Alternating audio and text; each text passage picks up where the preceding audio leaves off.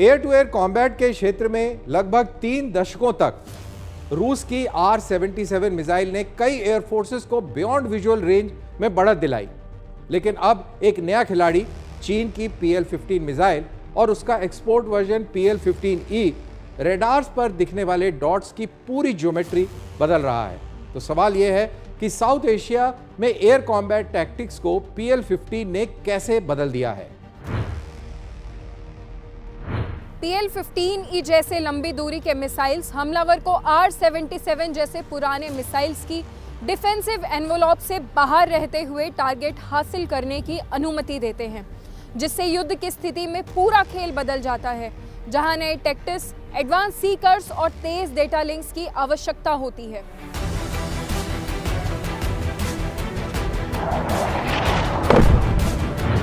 करीब 3 दशकों तक रूस की R-77 मिसाइल ने एशिया के बड़े हिस्से में beyond visual range air combat का इक्वेशन तय किया। 1990 की शुरुआती वर्षों में सर्विस में आने के साथ ही इसने एक जनरेशनल लीप दिया।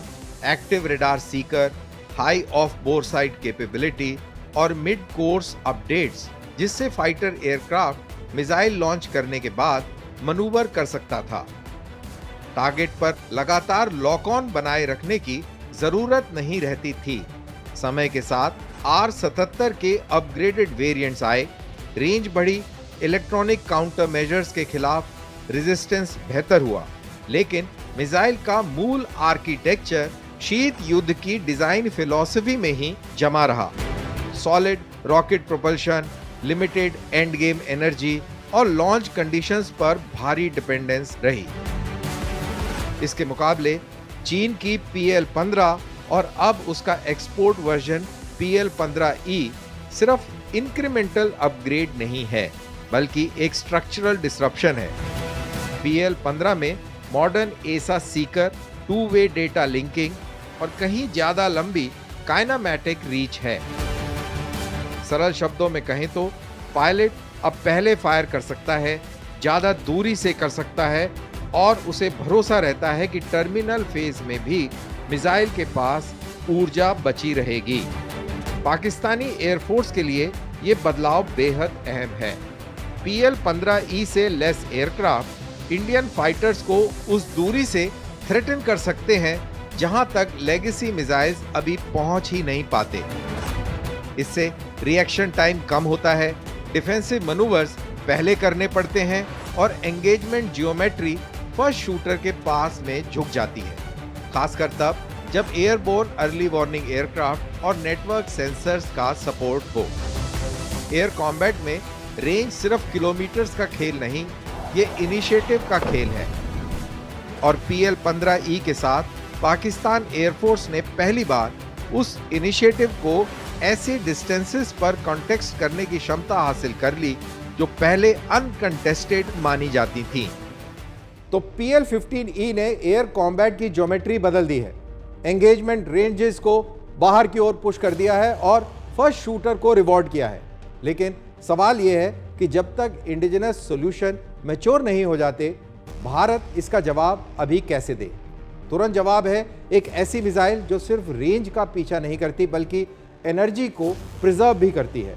इस बदले समीकरण में आती है मीटियोर।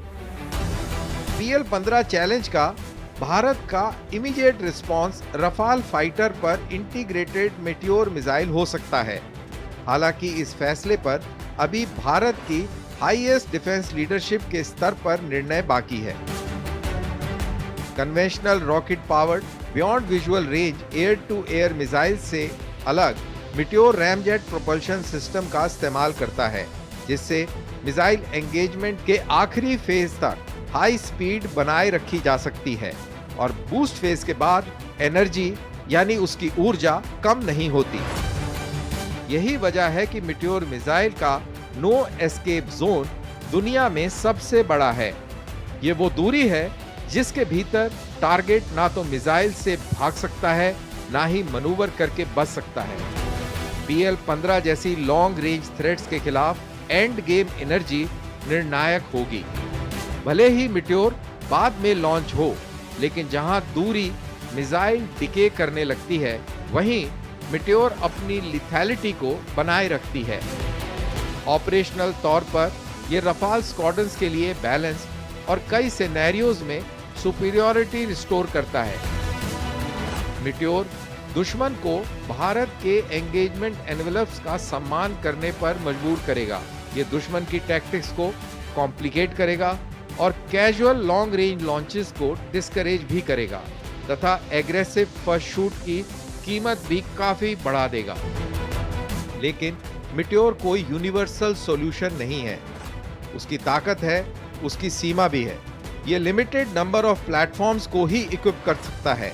यह इंपोर्टेड सप्लाई चेन्स पर निर्भर है और पूरी फाइटर फ्लीट में तेजी से स्केल नहीं किया जा सकता। भविष्य के बैटल स्पेस में जहां पाकिस्तान बड़ी संख्या में PL-15E डिप्लॉय करेगा और चीन और भी लंबे रेंज के हथियार जैसे PL-17 डिप्लॉय करेगा। मिट्योर एक ढाल की तरह काम करता है, तलवार की तरह नहीं। स्ट्रेटेजिक टर्म्स में मिट्योर भारत को समय देता है डेटरेंस के लिए, स्टेबलाइजेशन के लिए और उससे भी जरूरी कुछ बड़ा, कुछ स्वदेशी बनाने के लिए। मीटियोर मिसाइल हमारे भारतीय वायुसेना को एक मजबूत और तत्काल डिटरेंट देता है, लेकिन यह फ्लीट के केवल एक छोटे हिस्से को ही लैस करता है और एक्सटर्नल सप्लाई चेन्स पर भी निर्भर करता है। असली चुनौती कैपेबिलिटी को स्केल करने की है और यही भारत का एक इंडिजीनियस सॉल्यूशन सामने आता है। एक ऐसा मिसाइल जो न केवल लॉन्ग रेंज थ्रेट से मुकाबला कर सके बल्कि बड़ी संख्या में प्रोड्यूस, डिप्लॉय और सस्टेन भी किया जा सके। भारत का असल भविष्य का जवाब आयात से बराबरी खोजने में नहीं बल्कि उसे इंडस्ट्रियलाइज करने में है। अस्त्रा मार्क 3 इसी बदलाव का प्रतीक है। एक next generation indigenous beyond visual range air to air missile जिसे शुरू से ही PL-15 और PL-17 जैसे लंबी दूरी की चुनौतियों को काउंटर करने के लिए डिजाइन किया जा रहा है। अस्त्रा मार्क 3 में extended reach, advance seekers, improved guidance और इंडियन सेंसर्स, डेटा लिंक्स और कमांड नेटवर्क के साथ फुल इंटीग्रेशन होगा।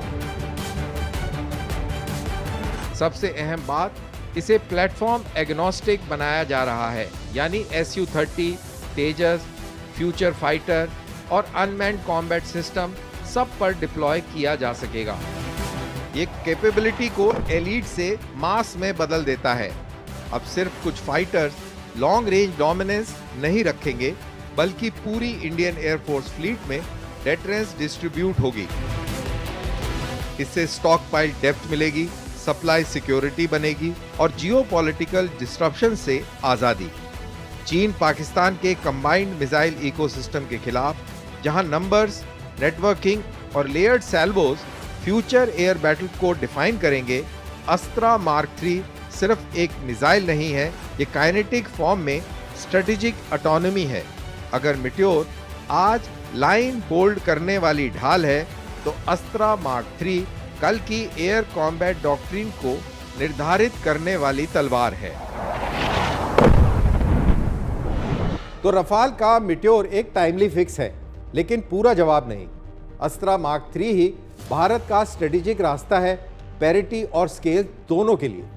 अब नजर इंटीग्रेशन और प्रोडक्शन टाइमलाइंस पर रहेंगी, क्योंकि वही तय करेंगी कि बैलेंस वापस भारत के पक्ष में झुकेगा या स्काइज कंटेस्टेड रहेंगे।